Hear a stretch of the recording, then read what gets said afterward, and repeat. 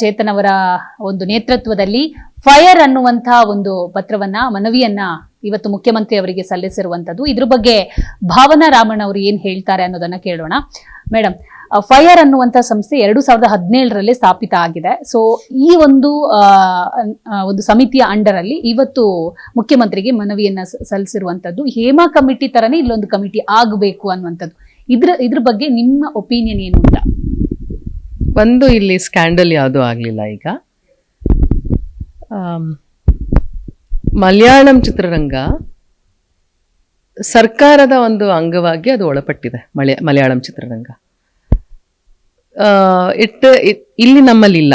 ಈಗ ಒಂದು 10 ವರ್ಷಗಳಿಂದ ನಮ್ಮಲ್ಲಿ ಮುಂಚೆ ಕರ್ನಾಟಕ ಕಾರ್ಪೊರೇಷನ್ ಇತ್ತು, ಫಿಲ್ಮ್ ಕಾರ್ಪೊರೇಷನ್ ಇತ್ತು. ಕರ್ನಾಟಕ ಫಿಲ್ಮ್ ಕಾರ್ಪೊರೇಷನ್ ಇಲ್ಲ ಈಗ. ನಮ್ಮಲ್ಲಿ ಮುಂಚೆ NFDCನೂ ಇತ್ತು. ಆಮೇಲೆ ಮೋದಿಯವ್ರ ಸರ್ಕಾರ ಬಂದ ಮೇಲೆ NFDCಯಿಂದ ಆಗುವಂತಹ ಕಾರ್ಯಕ್ರಮಗಳನ್ನೆಲ್ಲ ತೆಗೆದು ಅದನ್ನ ನಲಿಫೈ ಮಾಡಿದ್ರು. ಪುನಃ ಅದಕ್ಕೊಂದು ಜೀವ ಕೊಟ್ಟು, ಪುನರ್ಜೀವ ಕೊಟ್ಟು ಈಗ NFDC ಅಡಿಯಲ್ಲೇ ಸಾಕಷ್ಟು ಅಂಶಗಳನ್ನ ಅದರೊಳಗೆ ಹಾಕ್ತಾ ಇದ್ದಾರೆ.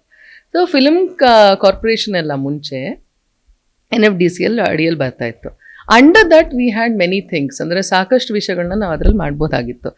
ಈಗ ನಾವು ಕರ್ನಾಟಕದಲ್ಲಿ ನಮ್ಮ ಕನ್ನಡ ಚಿತ್ರರಂಗ ಯಾವುದೇ ಸರ್ಕಾರದ ಭಾಗವಾಗಿ ಉಳಿದಿಲ್ಲ ಅನ್ನೋದನ್ನ ನಾನು ಹೇಳಕ್ಕೆ ಇಷ್ಟಪಡ್ತೀನಿ.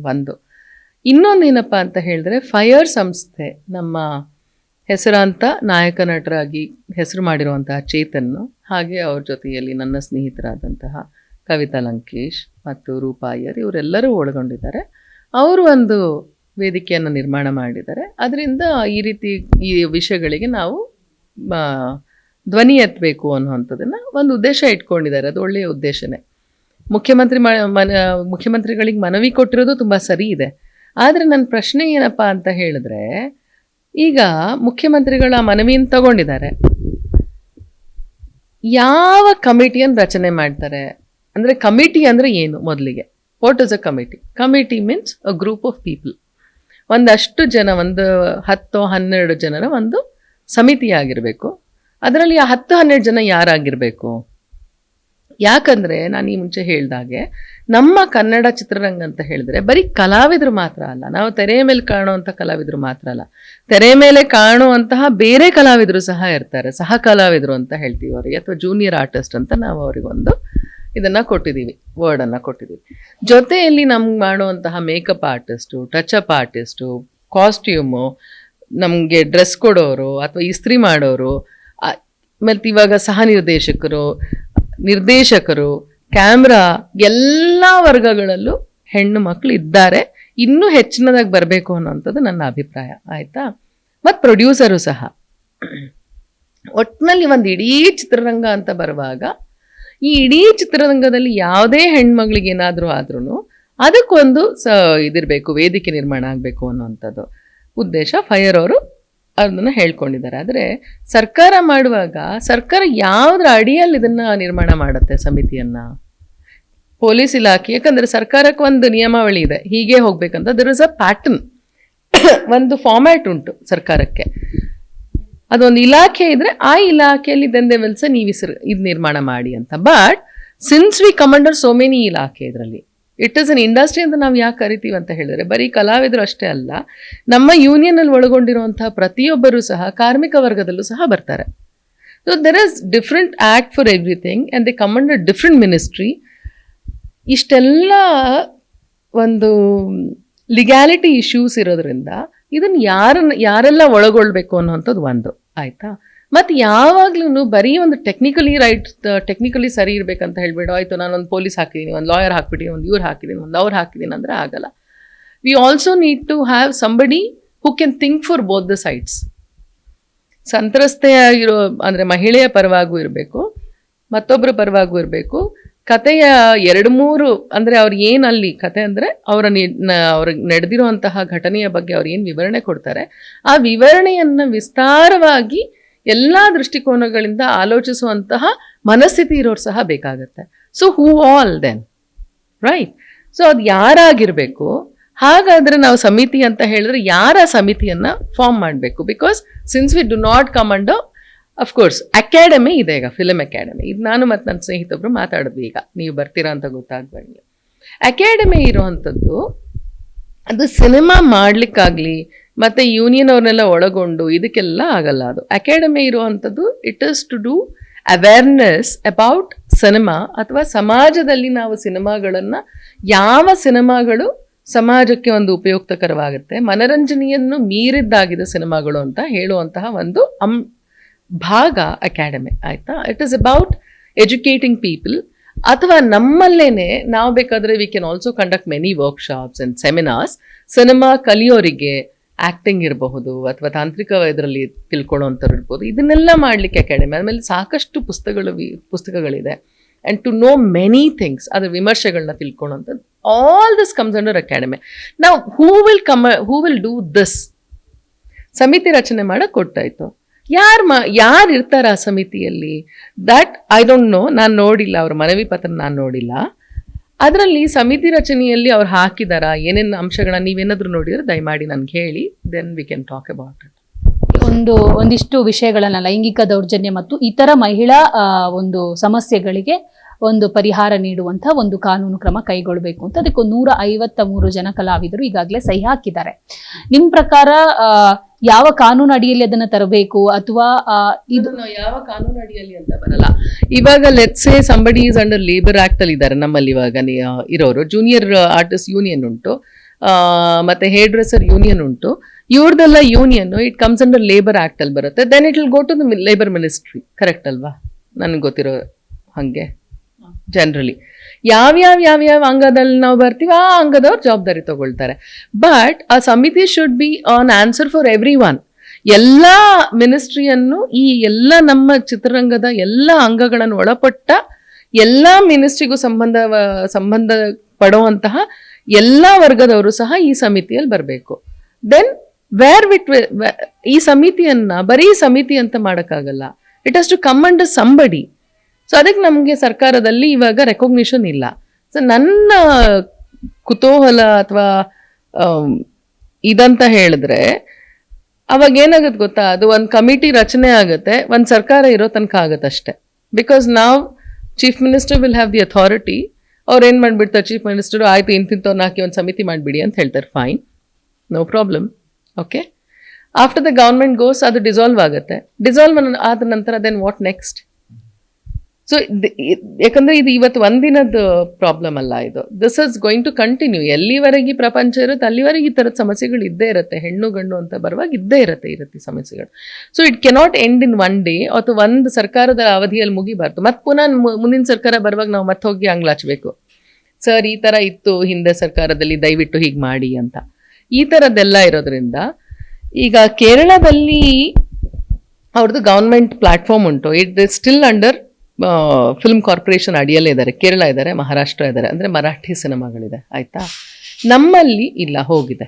ಈಗ ಯಾವುದಾದ್ರೂ ಒಂದು we have to recognise our self with a government body, not ವಾರ್ತಾ ಇಲಾಖೆನೇ ಅವರಾಗವರೇ ಟೈಟಲ್ ಮಾಡೋದು, ಅವರಾಗವರೇ ಟೈಟಲ್ ರಿಜಿಸ್ಟ್ರೇಷನ್ ಕೊಡೋದು, ಇದಕ್ಕೆ ಒಪ್ಪಿಗೆ ಕೊಡೋದು, ಅದಕ್ಕೆ ಒಪ್ಪಿಗೆ ಕೊಡೋದು.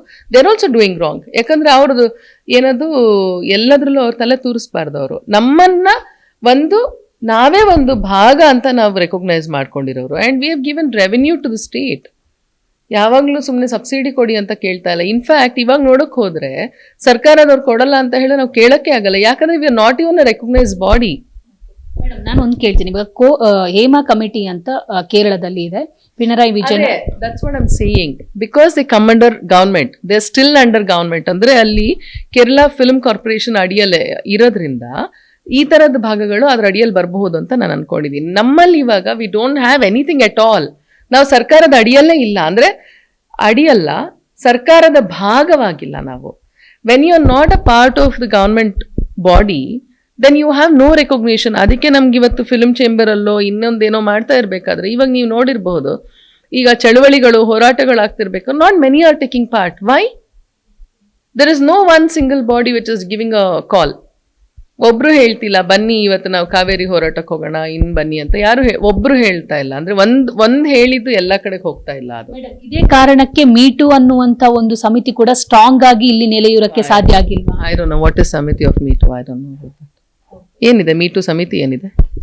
ಮೀ ಟು ಆದಾಗ ಶ್ರುತಿ ಹರಿಹರನ್ ರೈಸ್ ಮಾಡಿದ್ರು ವಾಯ್ಸು ಆ ಟೈಮಲ್ಲಿ. First of all me too ಅಮೆರಿಕದಲ್ಲಿರುವಂತಹ ಕಪ್ಪು ಮಹಿಳೆಯರ ಮೇಲಿನ ದೌರ್ಜನ್ಯದ ವಿರುದ್ಧವಾಗಿ ಅಥವಾ ಅದನ್ನ ಖಂಡಿಸಿ ನಡೆದಂತಹ ಒಂದು ಆಂದೋಲನ ಅದು ಅಲ್ಲಿನ ಕಲರ್, ಕಪ್ಪು ಮತ್ತು ಬಿಳಿಯರ ಮಧ್ಯೆ ಇರುವಂತಹ ಆ ತಾರತಮ್ಯದ ಬಗ್ಗೆಗಿನ ಒಂದು ಆಂದೋಲನ ಅವ್ರು ಮಾಡಿದ್ದು, ಮತ್ತೆ ಕೆಲಸದ ಜಾಗದಲ್ಲಿ ಆಗುವಂಥದ್ದು. Correct. But me two is not a ಸಮಿತಿ. ವೇರ್ ಇಸ್ ಅ ಸಮಿತಿ of that? It was just a movement. ಅಲ್ಲಿ ಮೂವ್ಮೆಂಟ್ ನಡೀತು ಅಮೆರಿಕದಲ್ಲಿ, ಆಯ್ತು. ಇಲ್ಲಿ ಯಾವಾಗ ಮಾಧ್ಯಮದವರು ಅದನ್ನ ನ್ಯಾಷನಲ್ ಮೀಡಿಯಾ ಎಲ್ಲರೂ ಸಹ ಮಾತಾಡಿದ್ರು, which is good. I am not ಅದನ್ನ ನಾನು ಖಂಡಿಸಲ್ಲ. ಇವಾಗ ಶ್ರುತಿ ಹರಿಹರನ್ ಮಾತಾಡ್ತಾರೋ ಇನ್ಯಾರಾದ್ರೂ ಓಪನ್ ಆಗಿ ಮಾತಾಡ್ತಾರೋ ಅಂದ್ರೆ be it's fine, it's very good if a woman is coming and speaking about it. ಆದ್ರೆ ಶ್ರುತಿ ಹರಿಹರನ್ ಸಮಯದಲ್ಲಿ ನಮಗೆಲ್ಲ ಒಂದು ಭಾವನಾತ್ಮಕವಾದಂತಹ ಒಂದು ಅಂಶ ಏನಪ್ಪಾ ಅಂತ ಹೇಳಿದ್ರೆ, ನಾನು ಈ ಮುಂಚೆ ಹೇಳಿದಾಗೆ ಅಂಬರೀಷ್ ಸರ್ ಸಹ ಇದ್ರು. ಅವರು ಜವಾಬ್ದಾರಿಯನ್ನ ತಗೊಂಡು ನಾನು ಹೇಳ್ತೀನಿ ಅಂತ. ಮೊದಲಿಗೆ ಏನಾಯ್ತಂದ್ರೆ, ಶ್ರುತಿ ಹರಿಹರನ್ನು ಮುಂಚೆನೆ ಹೋಗ್ಬಿಟ್ರು. ಅವರು ಮಾಧ್ಯಮಕ್ಕೆ ಹೋದ್ರು. ಮಾಧ್ಯಮದಲ್ಲಿ ಯಾರ ಬಗ್ಗೆ ಅವರು ಆಕ್ಷೇಪ ಅಥವಾ ಆರೋಪ ಮಾಡಿದ್ರು ಅವರ ಮತ್ತು ಇವರ ನಡುವೆ ಇದು ನಡೀತಾ ಹೋಯ್ತು, ಆರ್ಗ್ಯುಮೆಂಟ್ಸ್ ಆಗ್ತಾ ಹೋಯ್ತು, ವಾಗ್ವಾದಗಳಾಗ್ತಾ ಹೋಯ್ತು. ಅದು ಒಂಥರ ಸೋಷಿಯಲ್ ಮೀಡಿಯಾದಲ್ಲೆಲ್ಲ ನಡೀತಾ ಹೋಯ್ತು. By the time it came to ನಮ್ಮ ಇದಕ್ಕೆ ಬರಬೇಕಾದ್ರೆ, ಕಲಾವಿದರ ಸಂಘಕ್ಕಂತ ಬರಬೇಕಾದ್ರೆ, it was too late already. ಅಂದ್ರೆ ಮಾಧ್ಯಮದಲ್ಲಿ ಏನೇನೋ ಬಿಂಬಿತ ಆಯ್ತು. ಅವ್ರದ್ದು ಹೇಳ್ತಾ ಇದ್ರು, ಇವ್ರದ್ದು ಹೇಳ್ತಾ ಇದ್ರು. ಆಮೇಲೆ ಇನ್ನೊಂದು ಏನಾಗುತ್ತಂದ್ರೆ, ಒಂದು ಇಂಡಸ್ಟ್ರಿ ಅಂತ ಹೇಳ್ಬೇಕಾದ್ರೆ ಬರೀ ನಾವಷ್ಟೇ ಇರೋದಲ್ಲ, ನಾಳೆ ನಮ್ಮ ಇಂಡಸ್ಟ್ರಿಗೆ ತುಂಬಾ ಜನ ಬರ್ಬೇಕಲ್ಲ. ಅದಕ್ಕೆ ನಾನು ಹೇಳಬೇಕು, ಇಲ್ಲ, it is a very safe place. We have lot of facility. ಎಲ್ಲ ಥರದ್ದು ಇದೆ ಇಲ್ಲಿ, ಒಳ್ಳೆಯದು ಇದೆ, ಬರೀ ಕೆಟ್ಟದ್ದು ಮಾತ್ರ ಇಲ್ಲ ಅಂತ ನಾವೊಂದು ಪೋಷಕರಿಗೆ ಹೇಳಬೇಕು. ಇದು ಬೇರೆ ವೃತ್ತಿಯ ಥರ ಈ ವೃತ್ತಿಯೂ ಸಹ ಮಾಡ್ಕೊಳ್ಬಹುದು. ಒಂದು ಹೆಣ್ಣು ಕಲಾವಿದನೂ ಆಗಬಹುದು, ಅವಳು ಕ್ಯಾಮ್ರಾಮನ್ನು ಆಗಬಹುದು. ನಾನು ಇತ್ತೀಚೆಗೆ SBI ಬ್ಯಾಂಕಿಗೆ ಹೋಗಿದ್ದೆ. ಮಾತಾಡ್ತಾ ಅಲ್ಲಿ ಮ್ಯಾನೇಜರು ಮತ್ತು ಯಾರೋ ಒಬ್ರು ವುಮನ್ ಆಯ್ತಾ, ಲೇಡಿ, ಅವರು ಓದಿದ್ದೇನಪ್ಪ ಅಂತ ಹೇಳಿದ್ರೆ, ಫಿಲ್ಮ್ ಇನ್ಸ್ಟಿಟ್ಯೂಟಲ್ಲಿ ಅವರು ಇದನ್ನ ಸಿನಿಮಾಟೋಗ್ರಫಿ ಮಾಡ್ಕೊಂಡಿದ್ದಾರೆ. ಅವರು she wanted to be a cinematographer. ಅವಾಗ ಅದೇ ಈ ಥರ ಎಲ್ಲ ಇತ್ತಲ್ಲ, ಅಯ್ಯೋ ಸಿನಿಮಾಟೋಗ್ರಫರ್ ಹೆಣ್ಮಕ್ಳು ಹಾಕಾಗಲ್ಲ ಅಂತ. Finally she to work in a bank. ಆಮೇಲೆ ಬ್ಯಾಂಕ್ ಎಕ್ಸಾಮ್ ತಗೊಂಡು. ಅದಕ್ಕೆ ಈಗ ಕಾಲ ಬದಲಾಗಿದೆ. ಈಗ ನೀನು ಸಿನಿಮಾಟೋಗ್ರಾಫರ್ ಆಗ್ತೀಯಾ, ಹುಡುಗಿ ಆದವಳು, ಹೆಣ್ಣಾದವಳು, ನೀನು ಸಿನಿಮಾಟೋಗ್ರಾಫರ್ ಆಗ್ತೀಯಾ, ನೀನು ಕತೆ ಬರೀತೀಯಾ, ಕ್ಯಾರೆಕ್ಟರ್ ಬರೀತೀಯಾ, ಚಿತ್ರಕಥೆ ಬರೀತೀಯಾ, ಸಂಭಾಷಣೆ ಬರೀತೀಯಾ, ಅಥವಾ ಹೇರ್ ಡ್ರೆಸ್ಸರ್ ಆಗ್ತೀಯಾ, ಮೇಕಪ್ ಆರ್ಟಿಸ್ಟ್ ಆಗ್ತೀಯಾ, ಎಲ್ಲದಕ್ಕೂ ಅವಕಾಶ ಇದೆ. ನಾವು ಒಂದು ಚಿತ್ರರಂಗ ಅಂತ ಹೇಳಿ, ಒಂದು ಇಂಡಸ್ಟ್ರಿ ಅಂತ ಹೇಳಿ ನಾವು ರೆಪ್ರೆಸೆಂಟ್ ಮಾಡಬೇಕಾದ್ರೆ we have to give a confirmation or ಒಂದು ಅವ್ರಿಗೆ ಒಂದು ಯಾವುದೇ ತಂದೆ ತಾಯಿಯರಿಗೆ, ಪೋಷಕರಿಗೆ ಮನಸ್ಸಲ್ಲಿ ಅಳಕಿದ್ದೇ ಇರುತ್ತೆ. ತಮ್ಮನೆ ಮಗಳನ್ನ ಹೊರ ಕಳಿಸ್ತೀವಪ್ಪ ಅಂತ ಹೇಳಿದ್ರೆ ಯಾರಾದರೂ ಯೋಚನೆ ಮಾಡ್ತಾರೆ. ಅಂಥ ಅಳಕನ್ನೆಲ್ಲ ದೂರ ಮಾಡುವಂತಹ ಒಂದು ನಿಟ್ಟಿನಲ್ಲಿ ನಾವು ಅವರಿಗೆ ಒಂದು ವ್ಯವಸ್ಥೆಯನ್ನು ಮಾಡ್ಕೊಡ್ಬೇಕೇ ವಿನಃ ವಿಕಾನ್ಸ್ ಈಗ ನೀವು ಉಪಯೋಗಿಸಿದ್ದ ಪದ ಎಲ್ಲ ತುಂಬ strong word and it is not true. ನಿಮ್ಮ ಪ್ರಕಾರ ಹಂಗಿದ್ರೆ ಲೈಂಗಿಕ ದೌರ್ಜನ್ಯ ಸ್ಯಾಂಡಲ್ವುಡ್ ಅಲ್ಲಿ ಆಗ್ತಾ ಇಲ್ವಾ? ಒಂದನೇ ಪಾಯಿಂಟ್. ಅದೇ ರೀತಿ ಪಾಯಿಂಟ್ ಇದೆ, ದೌರ್ಜನ್ಯ ಅಂದ್ರೆ ಏನು ಅಂತ ನೀವು ಮೊದಲು ಹೇಳಿ. ಆಮೇಲೆ ಲೈಂಗಿಕವಾಗ್ಲೇ ದೌರ್ಜನ್ಯ ಅಂತ ಆಗಲ್ಲ. There is also called as mental harassment. What about it and how do you define it? Right. ಬರೀ ನಾನು ಮುಟ್ಟಿ ಏನೇನೋ ಹಿಂಗೆಲ್ಲ ಮಾಡಿದೆ ಅಂತ ಹೇಳಿದ್ರೆ ನೀವು ಹೇಳ್ಬಿಡ್ತೀರಾ ಲೈಂಗಿಕ ದೌರ್ಜನ್ಯ ಮಾಡ್ದ ಇವನು ಅಂತ. ಅವ್ನು ದೂರದಿಂದನೇ ನಿಮ್ಗೆ ಹಿಂಸೆ ಕೊಡ್ತಾ ಇರ್ಬೋದು, ಹ್ಯುಮಿಲಿಯೇಟ್ ಮಾಡ್ತಿರ್ಬಹುದು, ನಿಮ್ಮ ಮರ್ಯಾದೆ ತೆಗಿತಾ ಇರಬಹುದು, ಮಾನಸಿಕವಾಗಿ ನೀವು ಕುಗ್ಗುವಂತಹ ಕೆಲಸಗಳನ್ನ ಅವ್ನು ಮಾಡ್ತಾ ಇರಬಹುದು. ಆಗೇನು ಮಾಡ್ತೀರಾ? It is not just about physical ಅಲ್ಲ. ಮನುಷ್ಯ we are a combination of everything. ನಮ್ಮಲ್ಲಿ ಫಿಸಿಕಲ್ ಆಸ್ಪೆಕ್ಟ್ ಇದೆ, ಇಮೋಷನಲ್ ಆಸ್ಪೆಕ್ಟ್ ಇದೆ. ಓಕೆ, ಬಟ್ ಸ್ಪೆಷಲಿ ಚಿತ್ರರಂಗ ಇದರಲ್ಲಿ ಫಿಸಿಕಲ್ ಆಸ್ಪೆಕ್ಟ್ ಹಾಗೂ ಎಮೋಷನಲ್ ಆಸ್ಪೆಕ್ಟ್ಗೆ ಹೆಚ್ಚಿನ ಮಹತ್ವ ಇರುವಂಥದ್ದು.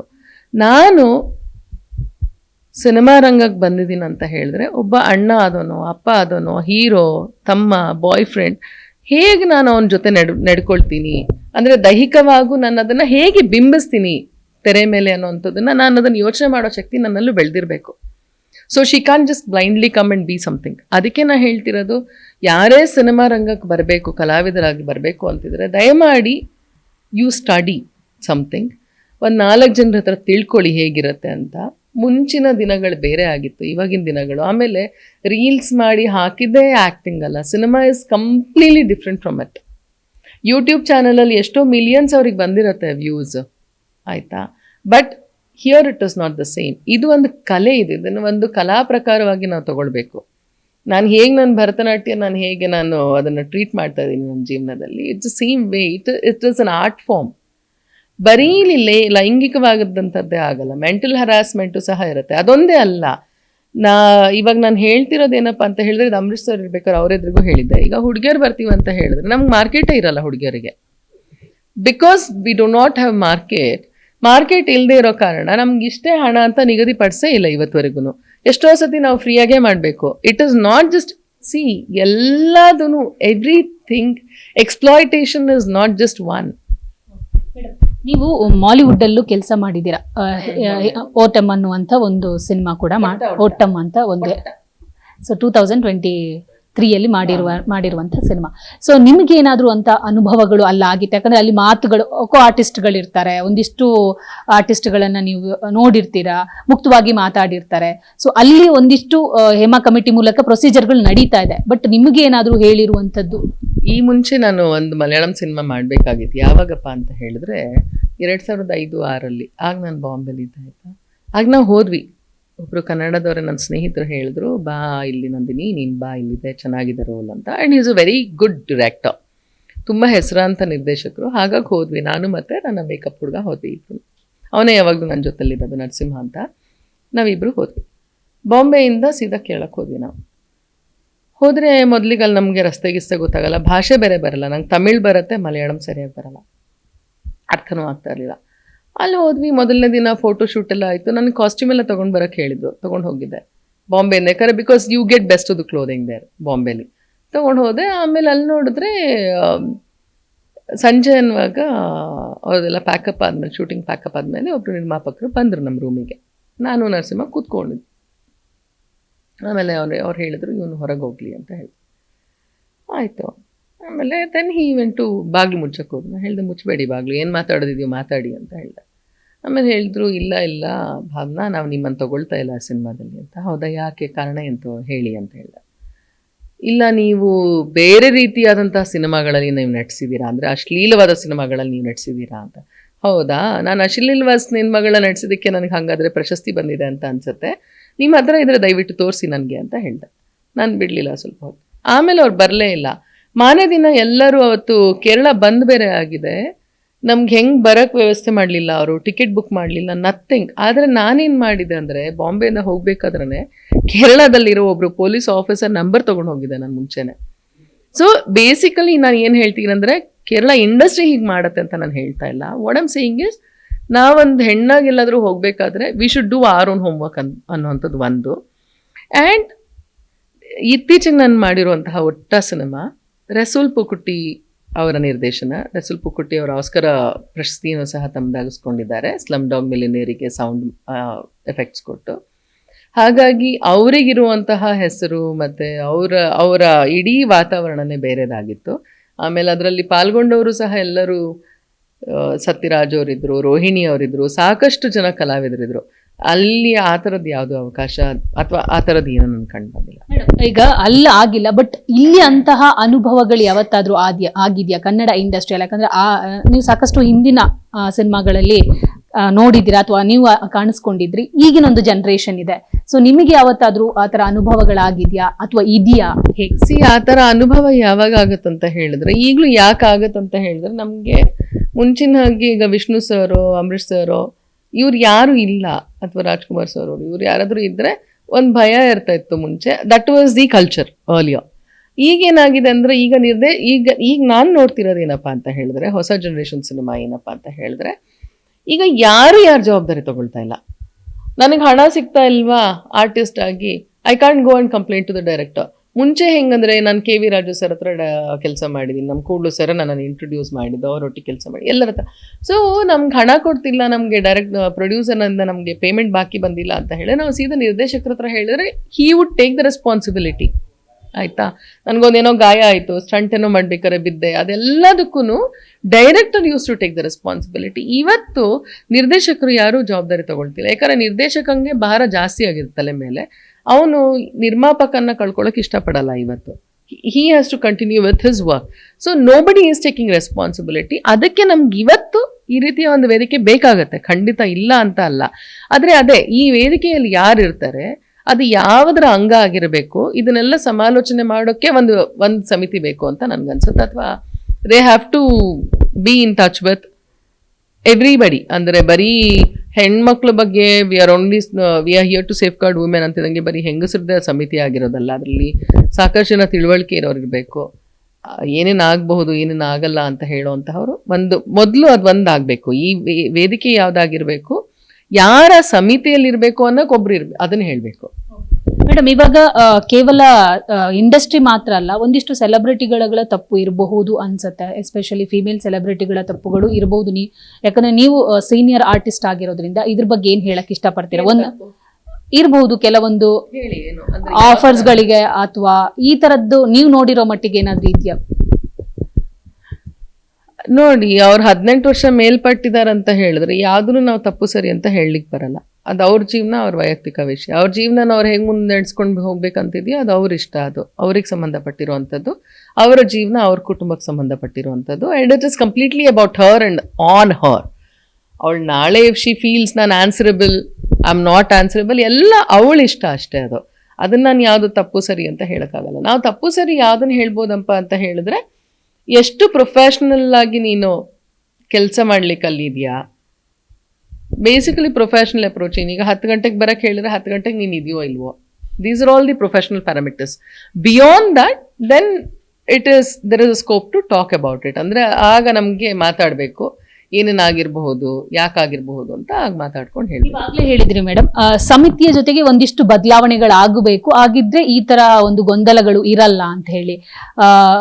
ಮಾರ್ನಿಂಗ್ ಟೈಮಿಗೆ ಕರಿಬೇಕು, ಮಾತಾಡಿಸ್ಬೇಕು ಸೆಲೆಬ್ರಿಟಿಗಳನ್ನ, ಒಂದಿಷ್ಟು ಪಬ್ಲಿಕ್ ಪ್ಲೇಸ್ಗಳಲ್ಲೇ ಕರೆದು. ಸಮಿತಿ ಅಲ್ಲ ಅದ್ ನಾನು ಇಷ್ಟು ವರ್ಷ ಏನ್ ಮಾಡಿದೀನಿ ಒಬ್ಬ ಕಲಾವಿದೆಯಾಗಿ. Today I have also reached an age, I am still okay. ಈಗ ಗೆಲ್ಬೇಕಾದ್ರೆ ನಾನೇ ಕರಿಬೋದು. ಅದೇ but when you are young, it's better we go in a public place. ಗೊತ್ತಿಲ್ದಿರೋ ಜಾಗದಲ್ಲಿ ಅವ್ರು ಕರೆದಿದ್ದಾರೆ ಅಂತ ಅವಕಾಶ ಸಿಗುತ್ತೆ ಅನ್ನೋ ಒಂದು ಕಾರಣಕ್ಕಾಗಿ ನಮಗೂ ಒಂದು ಕಾತುರತೆ ಇರುತ್ತಲ್ವಾ. And we are excited, oh we getting this ಅಂತ. ಕರ್ದಲ್ಲೆಲ್ಲ ಹೋಗೋಕ್ಕಿಂತ ಒಂದು ಸ್ವಲ್ಪ ಹೋಮ್ವರ್ಕ್ ಮಾಡಿಕೊಂಡು ಆದಷ್ಟು ಪಬ್ಲಿಕ್ ಪ್ಲೇಸಲ್ಲಿ, ಮತ್ತು ದಿನದ ಬೆಳಿಗ್ಗೆ ಹೊತ್ತಲ್ಲ, ಐ ಮೀನ್ ಬೆಳಕಿರುವಾಗ, ತೀರಾ ರಾತ್ರಿ ಅಲ್ಲದೆ 7 ಗಂಟೆ ಒಳಗಡೆ ಎಲ್ಲ ಮುಗಿಸ್ಕೊಳ್ಳೋದು ಒಳ್ಳೇದು ಅನ್ಸುತ್ತೆ ಮೀಟಿಂಗ್ಸ್ ಎಲ್ಲ. If you comfortable then you can go ahead. ಕೊನೆಯ ಪ್ರಶ್ನೆ ಇದು. ಚಾರ್ಜ್ ಶೀಟ್ ಸಲ್ಲಿಕೆ ಆಗಿದೆ ದರ್ಶನ್ ಈ ವಿಚಾರಕ್ಕೆ ಸಂಬಂಧಪಟ್ಟಂತೆ. ಸೊ ಒಂದು ಕನ್ನಡ ಇಂಡಸ್ಟ್ರಿಗೆ ಅವರು ಇಲ್ಲದ್ದು ಎಷ್ಟರ ಮಟ್ಟಿಗೆ ದೊಡ್ಡ ನಷ್ಟ ಆಗ್ತಿದೆ? ಯಾಕಂದ್ರೆ 76ರಿಂದ 77 ದಿವಸಗಳೇ ಕಳೆದೋಗಿದೆ. ಜೊತೆಗೆ ಮುಂದೆ ಏನ ಆಗಬಹುದು ನಿಮ್ ಪ್ರಕಾರ ಈ ಒಂದು ಡೆವಲಪ್ಮೆಂಟ್ ಗಳನ್ನೆಲ್ಲ ನೋಡಿದಾಗ? ನಾನೇನು ಕಾನೂನು ತಜ್ಞೆಯಂತೂ ಅಲ್ಲ, ಆದರೂ ಸಹ ನಾನು ಮೇಲ್ನೋಟದ ಇದರಲ್ಲಿ ಹೇಳ್ಬೋದು ಅಂತ ಹೇಳಿದ್ರೆ ನಷ್ಟ ತುಂಬ ಆಗಿದೆ. ಒಂದು ನಮಗೆ ಮಾನಸಿಕವಾಗ ಒಂದು ನಷ್ಟ. ಅಂದರೆ ಇವಾಗ ಸಿನಿಮಾ ನಡೀತಾ ಇದೆಯಪ್ಪ ಅಂತ ಹೇಳಿದ್ರೆ, ಒಂದು ಇಂಡಸ್ಟ್ರಿಲಿ ಇವ್ರ ಸಿನಿಮಾ ನಡೀತಾ ಇದೆ ಅಂತ ಹೇಳಿದ್ರೆ ನಮ್ಮ ಹುಡುಗರು ಎಲ್ಲ ಯೂನಿಯನ್ ಅವ್ರಿಗೆ ಒಂದು ಹುರುಪಿರುತ್ತೆ ಯಾವಾಗ್ಲೂ. And there is life going on. ಆಮೇಲೆ ನಮ್ಮೆಲ್ಲ ಯೂನಿಯನ್ ಅವ್ರನ್ನು ಡೈಲಿ ವೇಜಸ್ ಅವರು. ನಾವಷ್ಟೇ ಬಿಟ್ರೆ, ಕಲಾವಿದರು ಮೇನ್ ಆರ್ಟಿಸ್ಟ್ ಅಷ್ಟೇ ಬಿಟ್ರೆ ಇನ್ನೆಲ್ಲರೂ ಆಲ್ಮೋಸ್ಟ್ ಡೈಲಿ ವೇಜಸ್ಸಲ್ಲಿ ಬರ್ತಾರೆ. ಹಾಗಾಗಿ ಸಾಕಷ್ಟು ಜನಕ್ಕೆ ಒಂದು ಜೀವನ ನಡ್ಸಕ್ಕೆ ತೊಂದರೆ ಆಗಿರುತ್ತೆ. ಅದನ್ನೆಲ್ಲ ನೋಡಬೇಕು. ಬಟ್ ಇದನ್ನ ಇನ್ನೇನು ಚಾರ್ಜ್ ಶೀಟ್ ಆಗಿರುವಂಥದ್ದು, ಅವರು ಪೊಲೀಸ್ ಅವ್ರಿಗೆ ಏನೇನು ಅನಿಸಿದೆ, ಅವ್ರ ತಂಡ ಏನೇನೋ ಇದು ತಗೊಂಡಿದೆ, ಆ ನಿಟ್ಟಿನಲ್ಲಿ ಅವರು ಕೊಟ್ಟಿರ್ತಾರೆ. ಕಾನೂನು ಬಾಹಿರವಾಗಲ್ಲದೆ ಕಾನೂನು ಒಳಪಟ್ಟು ಏನೇನು ಕೊಡಬೇಕು ಆ ಮಾಹಿತಿಯನ್ನು ಅವ್ರಿಗೆ ಸಲ್ಲಿಸಿರ್ತಾರೆ. ಇವಾಗ ನನ್ಗನ್ಸೋದು, I really hope and pray special ಆಗಿ ದರ್ಶನ್ ಅವ್ರ ಕಡೆಯಿಂದ, ಅವರ ಕುಟುಂಬದಿಂದ, ಅವರ ತಮ್ಮ ಸಹೋದರ ಆಗಿರಬಹುದು ಅಥವಾ ಅವರ ಪತ್ನಿ ಆಗಿರಬಹುದು, because she is taking all the responsibility. ನೋಡಬೇಕಾದ್ರೆ ಅನ್ನಿಸ್ತದೆ ಎಲ್ಲ ಜವಾಬ್ದಾರಿ ಅವರೇ ತಗೊಂಡು ಓಡಾಡ್ತಾ ಇದ್ದಾರೆ. ಹಾಗಾಗಿ ಐ ಆಮ್ ಶ್ಯೂರ್ ಒಂದು ಒಳ್ಳೆ ವಕೀಲರನ್ನು ಸಹ ನೇಮಿಸಿರ್ತಾರೆ ಅಂತ ನಾನು ಅಂದ್ಕೊಂಡಿದ್ದೀನಿ. ಆ್ಯಂಡ್ ಸಿನ್ಸ್ ನನಗೆ ಗೊತ್ತಿಲ್ಲ ಆರೋಪಗಳು, ಅದರಲ್ಲಿ ಸೆಕ್ಷನ್ಸ್ ಏನು ಹಾಕಿದ್ದಾರೆ, ಯಾವ್ದು ಹಾಕಿದ್ದಾರೆ ಅಂತ ಗೊತ್ತಿಲ್ಲ. ಈಗ ಸದ್ಯದ ಪರಿಸ್ಥಿತಿಯಲ್ಲಿ ನಾವೆಲ್ಲರೂ ಅವ್ರನ್ನ ಇಷ್ಟಪಟ್ಟಿದ್ದೀವಿ ಅಂತ ಹೇಳಿದ್ರೆ ಆದಷ್ಟು ಬೇಗ ಬನ್ನಿ ಅಂತ ನಾವು ಹೇಳಕ್ಕೆ ಇಷ್ಟಪಡ್ತೀವಿ. Thank you. ಇದಿಷ್ಟು ಭಾವನಾ ರಾಮಣ್ಣ ಅವರ ಮಾತಾಗಿತ್ತು. ಕ್ಯಾಮರಾ ಪರ್ಸನ್ ಜಯನ್ ಜೊತೆ ದೀಪಿಕಾ, ಪವರ್ ಟಿವಿ, ಬೆಂಗಳೂರು.